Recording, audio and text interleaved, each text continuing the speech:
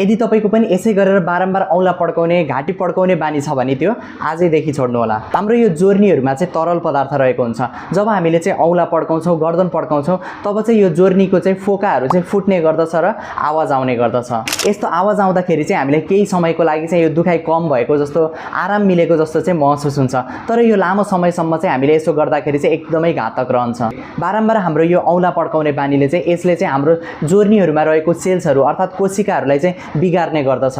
यति मात्र हैन, बारम्बार हामीले औँला पड्काउने बानी गर्दन पड्काउने बानीले चाहिँ हाम्रो जोर्नीहरु चाहिँ सुन्निने दुख्ने समस्या चाहिँ निम्तिने गर्दछ। यस्तो औँला पड्काउने बानीले चाहिँ हाम्रो जोर्नीहरुमा भएको जुन तरल पदार्थ हुन्छ यसलाई चाहिँ कम गराउँछ र बाथरोगको समस्या चाहिँ निम्त्याउने गर्दछ। यदि तपाईमा चाहिँ पहिलेदेखि नै बाथरोगको समस्या छ तर पनि तपाईको चाहिँ औँला पड्काउने बानी छ भने त्यो आजैदेखि छोड्नुपर्ने हुन्छ। बाथरोगको समस्या भएका व्यक्तिले थप औँला पड्काउँदाखेरि यो गर्दनहरु पड्काउँदाखेरि चाहिँ यसले चाहिँ